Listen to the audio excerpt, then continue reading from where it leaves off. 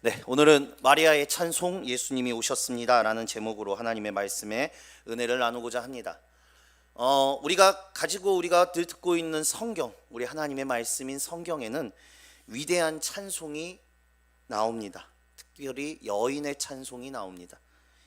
구약에서는 이 한나의 찬송이 있다면 신약에서는 마리아의 찬송이 이 양대 쌍벽을 이루고 있고, 이 여인의 성경에 나오는 여인의 찬송 중에서는 이 마리아의 찬송이 아주 크게 부각되고 있습니다. 이 마리아의 찬송, 오늘 우리가 읽었던 본문인 마리아의 이 노래가 가지고 있는 의미, 그리고 오늘날 우리에게 주시는 예수 탄생의 의미를 오늘 말씀으로 나눠보고자 합니다. 여러분들에게 이 설교를 시작하기 전에 제가 찬송가 가사를 하나 읽어드리려고 합니다. 어떻게 보면 성탄절에 맞지 않는 찬송이라고 느껴지실 수도 있겠지만, 여러분들이 너무 잘 알고 있는 찬송가 549장의 가사는 이렇습니다. 내 주여 뜻대로 행하시옵소서. 온 몸과 영혼을 다 주께 드리니 이 세상 고락간 주 인도하시고 날 주관하셔서 뜻대로 하소서.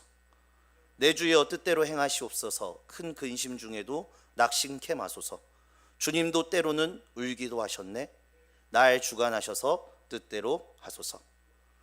내 주여 뜻대로 행하시옵소서. 내 모든 일을 다 주께 맡기고 저 천성 향하여 고요히 가리니 살든지 죽든지 뜻대로 하소서.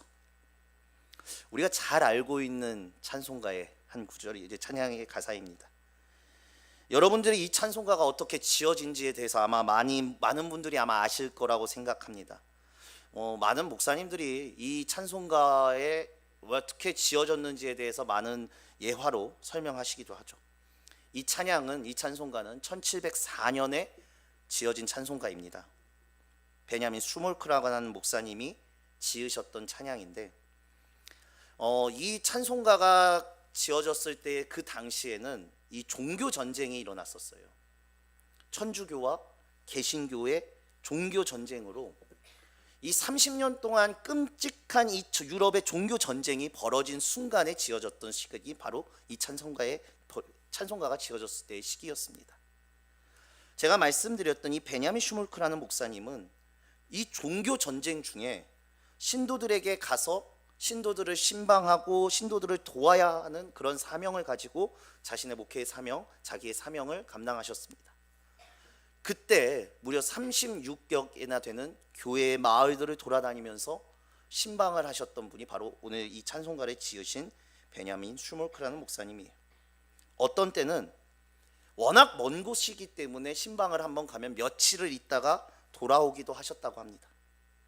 그런데 이분이 이 찬송가를 짓기 바로 직전에 신방을 끝내고 종교의 전쟁 속에 있는 성도들을 만나고 돌아오는 그 길에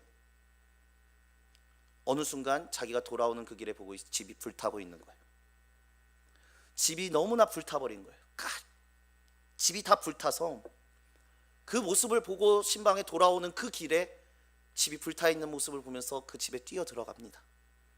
화재를 뚫고 들어갔더니 두 아들이 꽉 껴안은 채 그 불 속에서 죽어 있는 거예요. 그 목사님이 이제 쇼크를 받았습니다. 그 쇼크를 받은 상태에서 쓰셨던 찬송이 제가 읽어드렸던 찬송가의 가사입니다. 내 주여 뜻대로 행하시옵소서. 살든지 죽든지, 우리가 생각하는 살든지 죽든지가 아닙니다. 그 전쟁통에서 화재였었고, 그 화재 속에서 쇼크를 받고 아이들의 죽음을 보면서 쇼크를 받은 그 목사님께서 그렇게 고백을 하시는 거예요. 큰 근심 중에도 주님도 때로는 울기도 하셨네. 우리가 이 찬송가를 부를 때는 그냥 담담하게 부르는 것 같습니다. 아니면 어떻게 보면 감성적으로 부를 때도 있습니다. 주님도 때로는 울기 하셨구나, 예루살렘을 바라보시면서 때로는 울기도 하셨구나라는 이런 감성적으로 우리가 그 찬송가에 깊이 빠져들어가서 부를 수도 있습니다.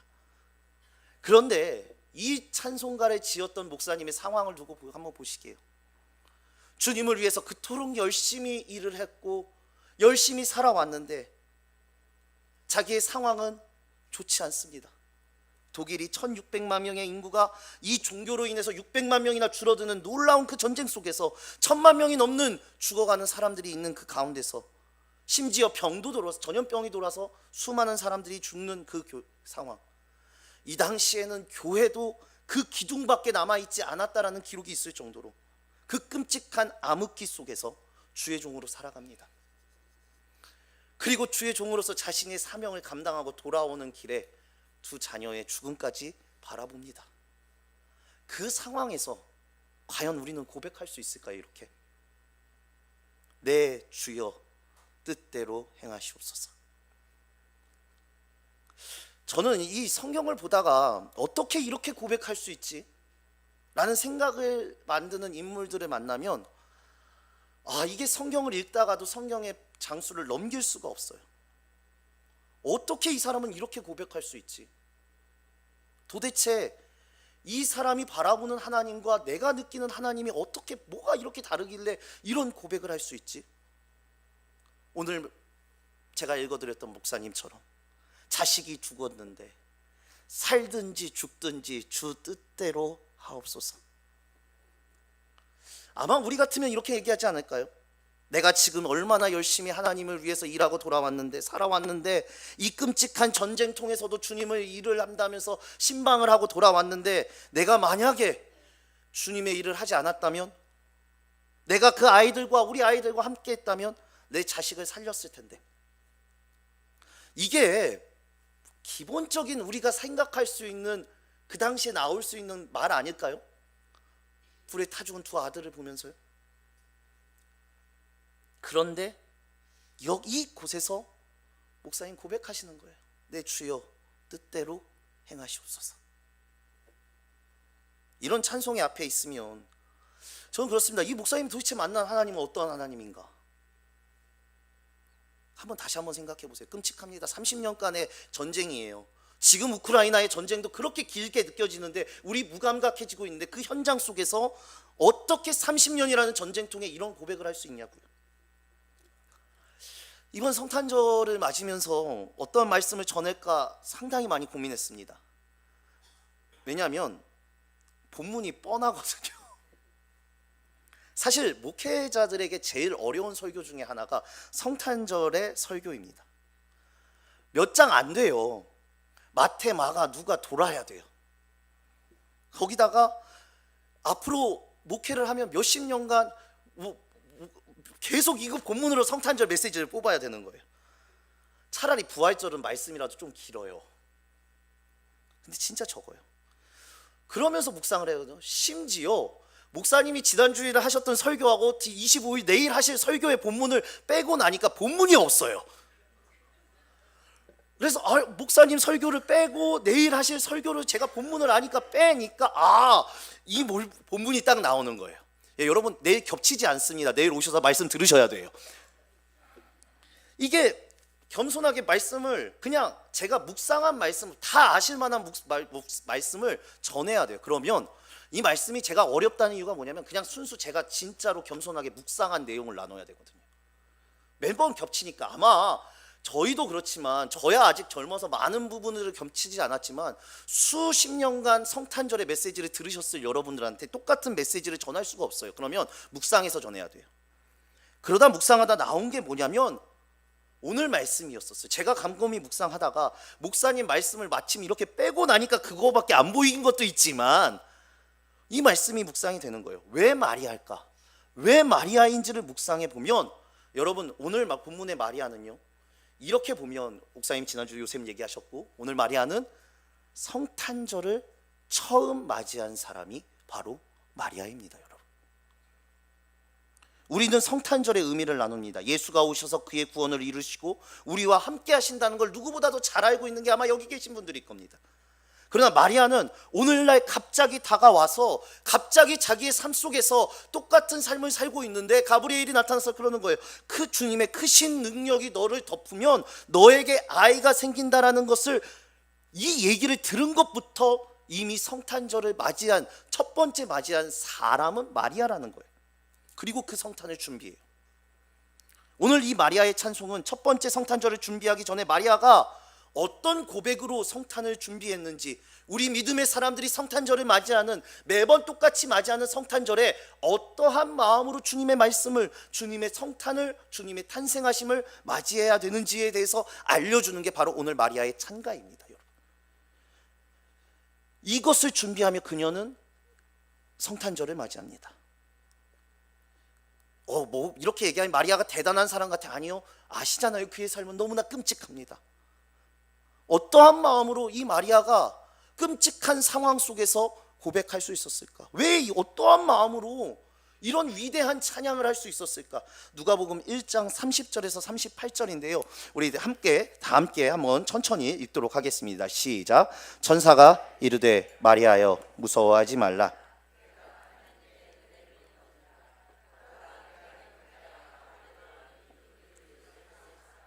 그가 큰 자가 되고 지극히 높으신 이의 아들이라 일컬어질 것이요 주 하나님께서 그 조상 다윗의 왕위를 그에게 주리니 영원히 야곱의 집을 왕으로 다스릴 것이며 그 나라가 무궁하리라.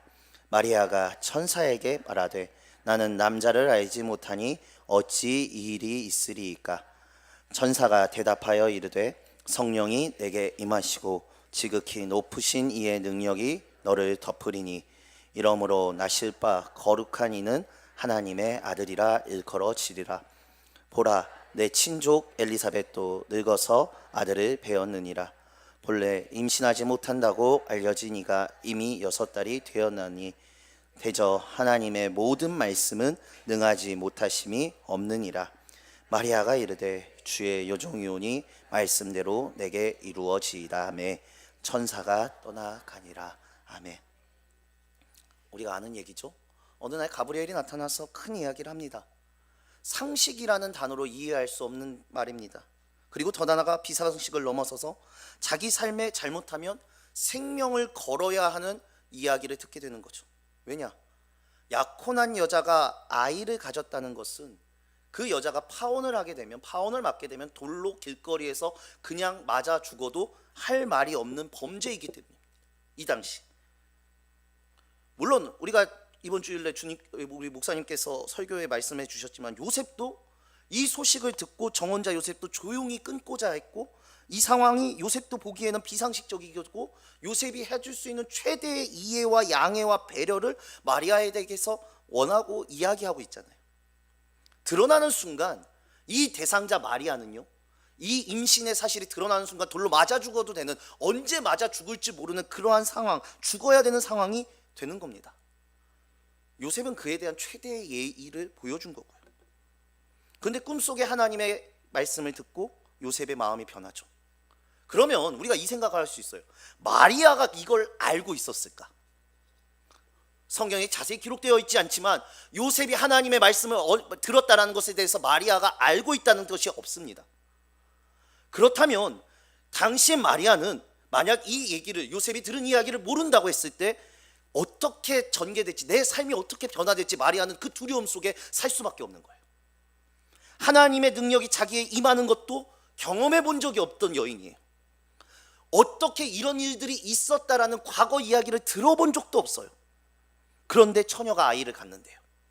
이 말도 안 되는, 누구한테도 말할 수 없는, 말도 안 되고 이해도 못하는 사랑에 생명을 걸어야 되는 게 마리아예요. 그 상황 속에서 마리아에 대한 하나님의 배려가 무엇이었냐? 아기를 못 낳았었던 엘리사벳에게 먼저 앞서가서 하나님의 기적을 이루시면서 그걸 보여주시는 거예요. 이것이 세례 요한과 관련되어서 나중에 이제 큰 이야기가 있지만 예수의 길을 예비하며 하나님께서 그 기적들을 마리아에게 보여주기 시작해요. 엘리사벳에게 보내시죠. 마리아를 위로해 주시죠. 마리아를 이해할 수 있는 이 땅에 엘리사벳밖에 없는 사람을 마리아에게 붙여주세요. 그런데 그때 만나서 자신의 삶을 이해해주고 자신의 상황을 이해해주는 유일한 이 땅의 사람인 엘리사벳에게 위로를 받고 마리아가 한 것은 무엇이었냐? 찬송이었어요. 내가 이렇습니다, 내가 저렇습니다, 내 상황을 이야기한 것이 아니라 여러분들이 오늘 읽으셨고 보셨던 마리아의 찬송이에요. 찬송. 하나님을 향해 찬송합니다. 정혼자 요셉이 고발하면 자기는 돌로 맞아 죽을 수 있는 이 상황, 하나님의 크신 상황들이 어떻게 나를 통해 벌어질지도 모르는 이 감당 못하는 상황, 한 치 앞도 내다볼 수 없었던 컴컴한 이 마리아가 이 순간에 하나님께 이렇게 찬양하는 거예요. 내 영혼이 주를 찬양하며 내 마음이 하나님 내 구주를 기뻐하였으면 그의 여종의 비천함을 돌보셨습니다. 보라, 이후로는 만세의 날에 복이 있다 그러리로다.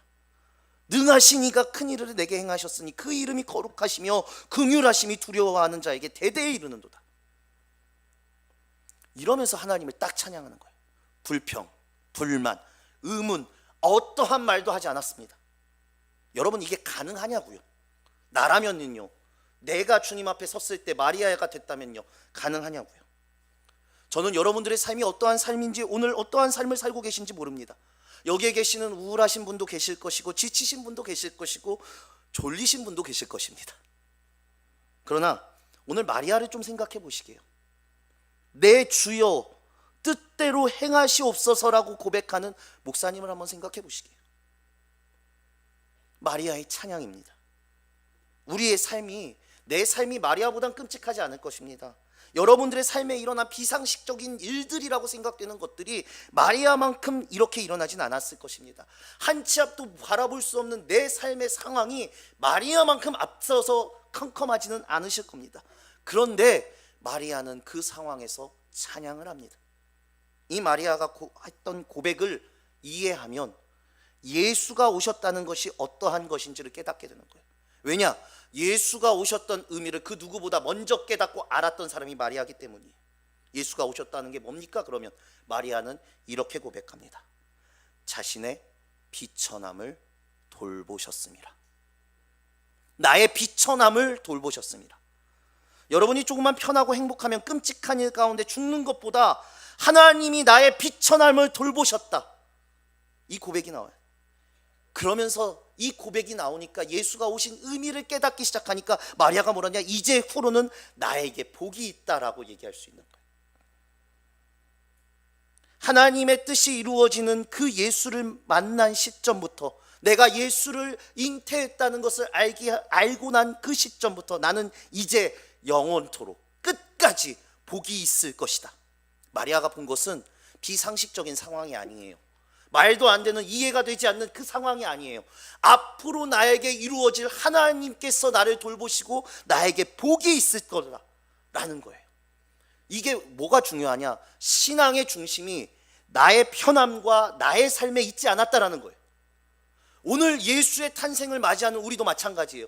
나의 편함과 나의 삶이 내 신앙의 중심이 아니라 하나님께서 나를 보고 계신다라는 하나님 중심의 신앙으로 변화된다면 예수 탄생의 의미가 오늘 몇십 년 동안 맞이했던 성탄절의 의미가 아니라 새롭게 다가오실 것입니다.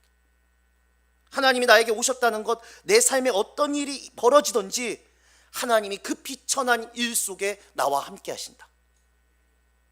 내가 어떠한 어렵고 힘들고 비천한 상황 속에 놓여 있을지라도 그 비천함에 주님이 나와 함께 하신다라는 걸 알고 있는 거고, 그것이 예수가 오셨다라는 의미예요.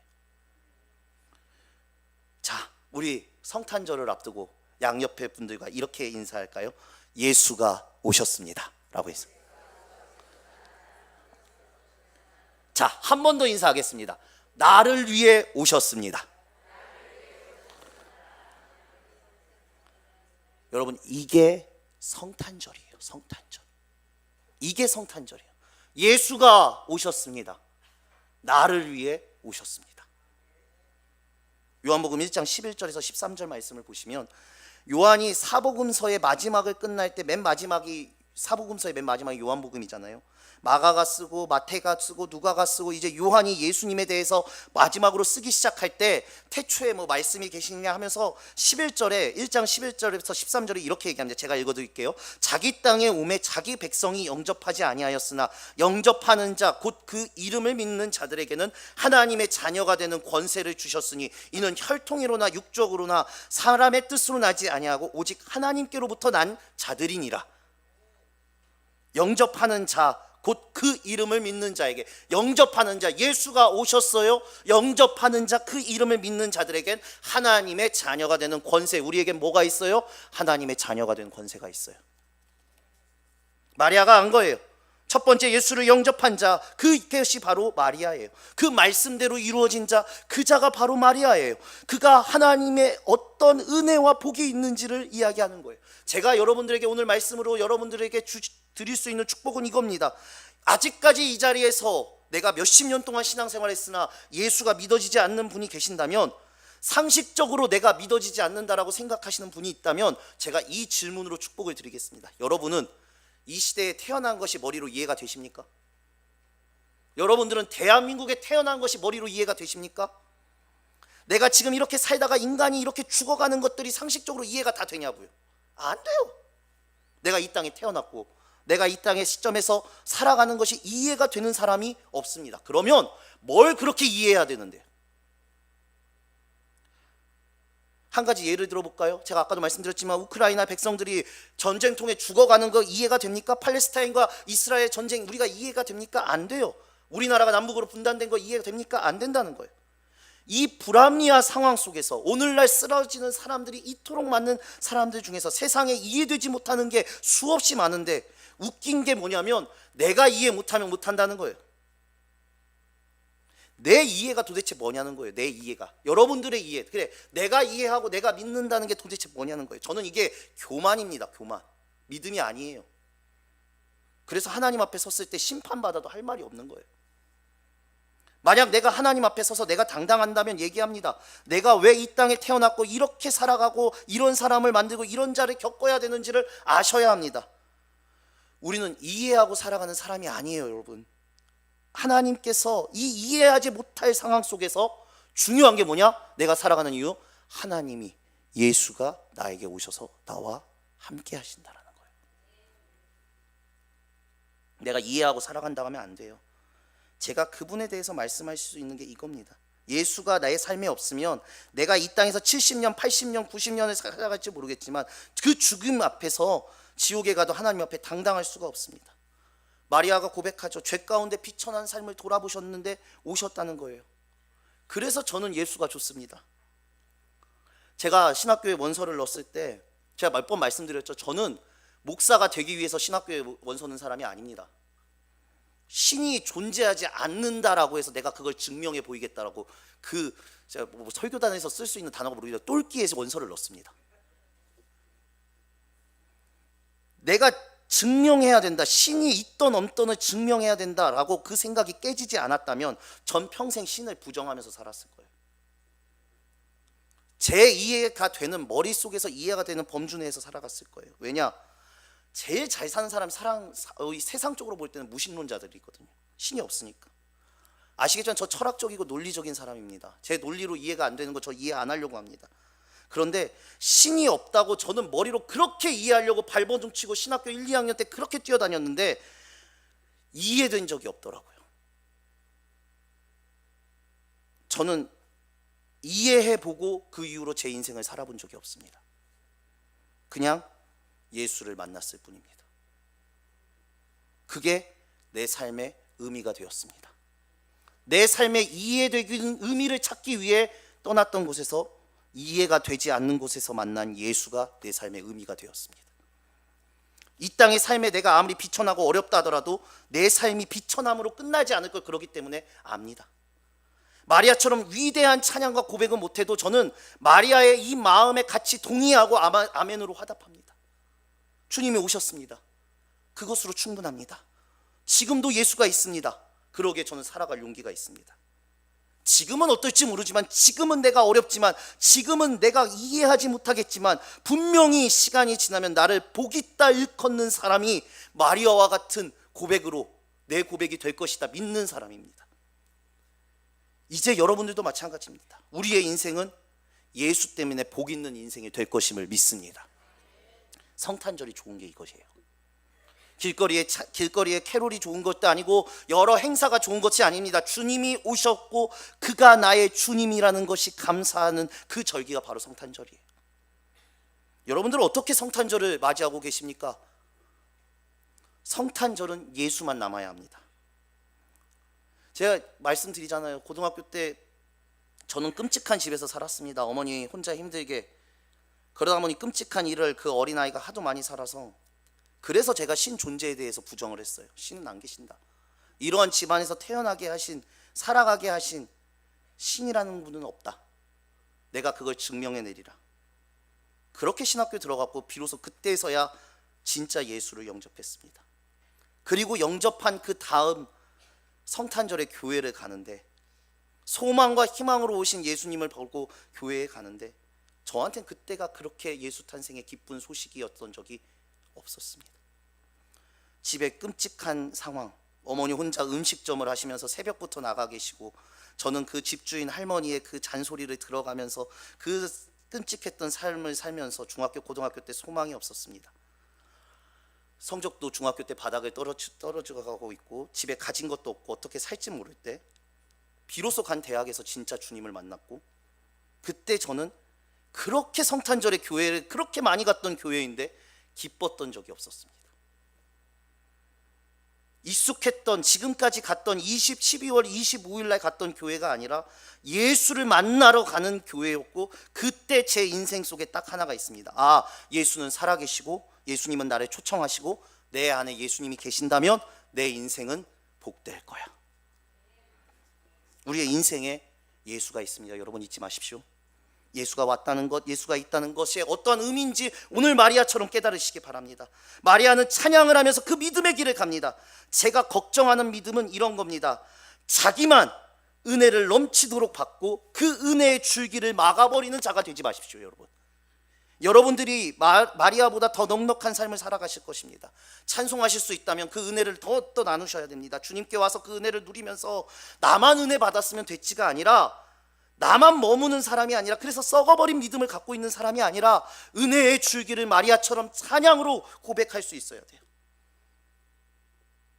베냐민 슈몰크 목사님이 왜 무너지지 않았습니까? 마리아가 그 상황에서 왜 무너지지 않았습니까? 무너지는 사람의 특징이 마지막에 있기 때문이에요. 뭔지 아세요? 모든 것을 자기에게서 끝내버립니다. 나로 끝내요. 은혜도 나만 받으면 끝이에요. 자기 안에 중심이 있어요. 자기만 잘 되면 돼요. 자기만 드높아지면 돼요. 마리아의 그 첫 번째 상황이 어떨지 모르겠지만 예수로 말미암아 그녀의 마음이 풀어져 있습니다. 은혜 받는 사람의 특징이 뭐냐? 상황이 바뀌는 것이 아닙니다. 내가 예수와 함께 있음을 깨닫게 되고, 그것으로 인해서 머물지 않게 되고, 그것을 웃으며 흘려보낼 수 있는 사람으로 변하기 때문이에요. 여러분, 왜? 예수님께서 이 물줄기를 흘려버릴 걸 알기 때문에. 근데 우리는 내 안에만 가두려고 해요. 말씀 정리합니다. 여러분 기도하십시오. 나를 묶고 있는 게 무엇인지, 그게 사람인지 상황인지, 사람인데 내가 푼다 해서 그 상황이 해결되지 않아요 목사님, 이렇게 얘기하시는 분 계실 수 있습니다. 그러나 사람의 관계는 내가 풀리면 적어도 미움과 끔찍함과 비참함에서 내 스스로 썩어 죽게는 만들지 않습니다. 내가 풀리면 적어도 기도할 수 있습니다. 내가 풀리면 적어도 위로할 수 있습니다. 내가 풀리면 적어도 마리아처럼 하나님의 은혜를 보일 수 있는 통로가 되는 거예요. 내 안에 풀려야 됩니다. 그게 성탄절입니다. 주님이 오셨습니다. 성탄절, 여러분들의 예수입니다. 예배 후에 돌아가셔서 내가 마리아처럼 찬송할 수 없지만 주님께서 내 삶에 오셨습니다. 분명히 만드실 거예요. 저는 믿습니다. 여러분들 오늘 돌아가셨을 때 그렇게 될 거예요. 그게 내 안에 맺히고 예수가 여기서 끝나는 신앙이 아니라 기도하면서 흘려보내면서 마리아와 같은 찬송을 못할지언정 믿음의 걸음을 걸으며 기도하는 귀한 주님의 자녀된 삶을 살겠습니다라는 성탄의 축복이 여러분들과 함께 하시길 간절히 소망합니다. 마지막으로 이 말씀 드립니다. 주님이 오셨습니다. 그것으로 충분합니다. 우리 찬양하시겠습니다.